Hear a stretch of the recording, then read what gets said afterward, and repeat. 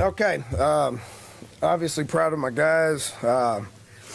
Shoot all three sides of the ball. I'm proud of them. There's a lot of guys that contributed to this win. Proud of the way we practiced all week. Proud of our mentality. Guys were ready to play. So just can't say enough about how they went out there and played hard and was able to, we've been in this situation against some pretty good teams and we weren't able to finish. So was obviously, proud of the guys the way that they finished to get a big win here at home. So with that, take some questions. Start with your defense. What did you think you were able to do? Obviously, Baylor came in with a lot of hype and leading the conference in scoring, rushing, passing, and you guys obviously had... Yeah, I'd say so. Holding Baylor to 318 yards on 80 plays, I would say, is something that nobody thought that we'd be able to do.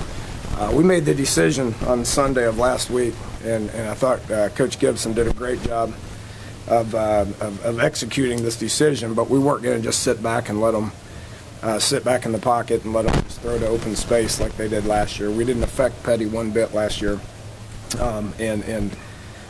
they did a great job of affecting him. We got 4 sacks, and we got to him early, and we played man coverage, and, our plan was to play 4 corners a bunch. 2 starting corners go out in the first half, and it didn't change our game plan. We didn't blink. I've been talking about depth for quite some time. It's going to happen. Starting running back goes out in the first series, and you play all the backs.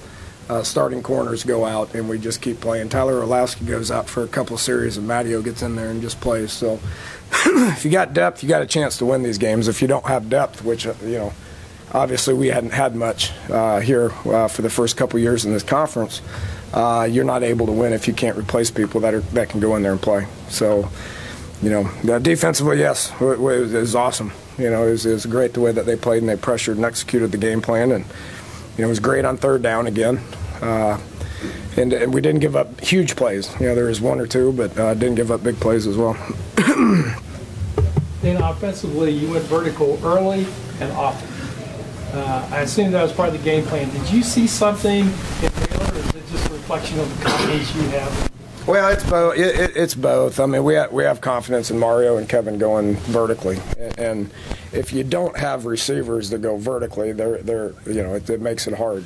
So we knew Baylor. Tech just played those safeties way deep, and Baylor was not going to play their safeties deep. They played them deeper than I thought they would.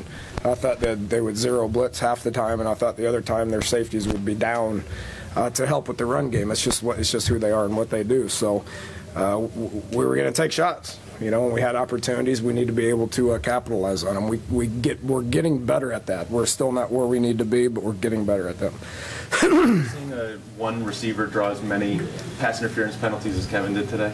Yeah, I mean, that's how they play. I mean, I could have told you the penalty thing was going to look like this. They had 18. They had 17 against Central Florida. They average about 12.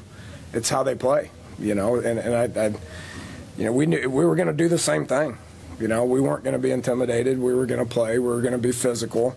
I told guys to take chances. I told guys in man coverage to be physical. So what I'm looking at here does not surprise me when it comes to the penalties. It's just there was the mentality that we were going to have coming into this game. It's the mentality that they have every single time they line up. You have a lot of talented, skilled receiver players. Where does Kevin White rank with you?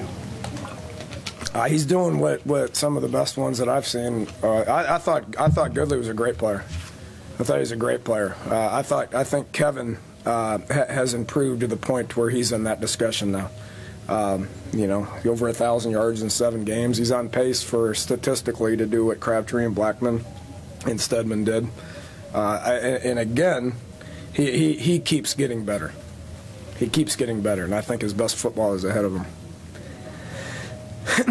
The touchdown pass to Alford over the middle, did you move him inside, or did he come from the outside? He came from the outside. Okay. Yeah, but we do that a good bit. We move backs around, to try to create matchups with it. And, we moved them a little bit, but we never created the matchups. Sometimes you get matchups, sometimes you don't. They were going to keep their corners on our 2 wideouts. But, I got pretty fired up on that one. That one excited me. We've been working that man coverage when they blitz, and we hit it, and then he just used the speed to go score. I thought Mario had an average day. You know, he made that play, but I thought he had an average day. Danny, you said earlier this week, you said something about Riddick hadn't done it yet. Are you ready now? Yeah, I'll pat him on the back now. I'll pat him on the back now. He got to the quarterback. That's why he came here. That's why we wanted him a part of our team.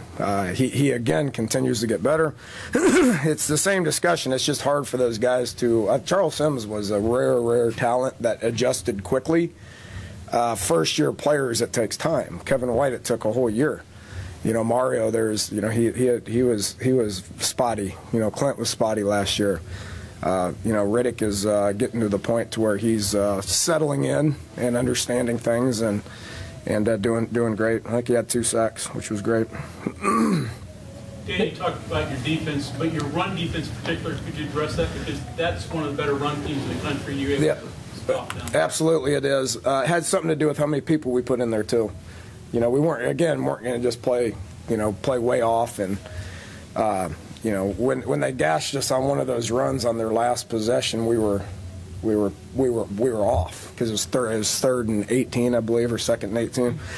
That's what we did all last year, you know. So we were going to play with our safeties down. We were going to blitz. We were going to put people in the box to be able to help stop that. That affects the quarterback when you throw it, but it stops the run game as well. Danny, when Gibby has that plan on Sunday, obviously now it sounds terrific, but at the moment it must sound a little risky because of Baylor's reputation offensively. Did it make sense right away, or did he need to convince you a little bit? Didn't care. Thought it was the best thing to do.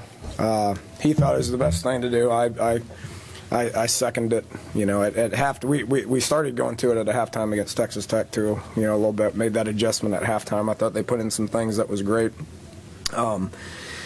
Again, you look what happened last year. They were hot last year when we played them, and we played off, didn't play good, and it was a bloodbath. But we weren't going to let that happen this year. You already talked about the injuries a little bit, but particularly a cornerback with the guys going down. Talk about what your defense was able to do, not missing a beat there.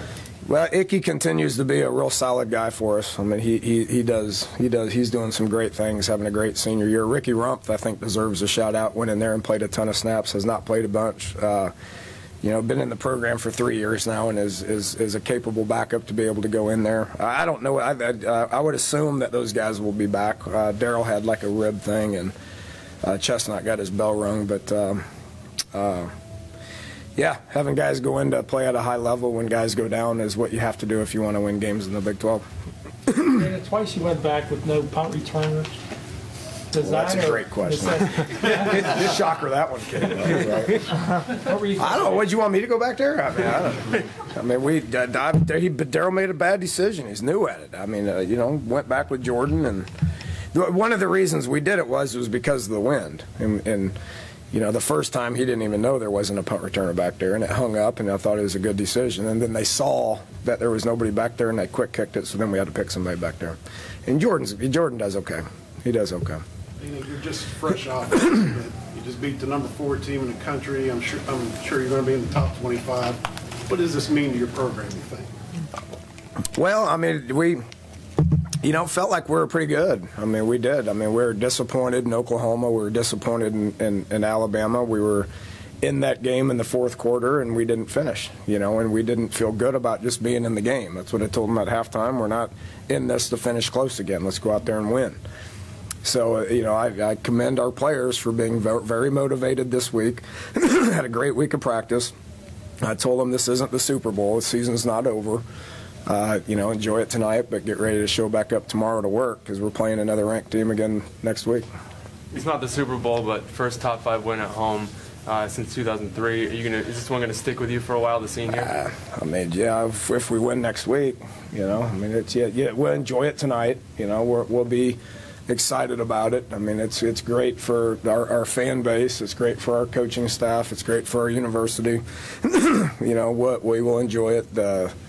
Again, you know, tomorrow is you turn the page and you move on, and we got Oklahoma State next week, which will be a tough game on the road against a ranked opponent. So you better not enjoy it too much. What happened to Shell? Foot, he'll be fine.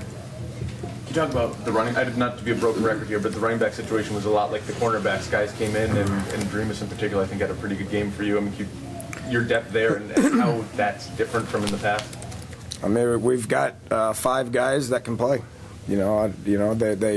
They each bring a little bit something different to the table. Bowie made a couple of huge plays. Wendell made a couple of great runs.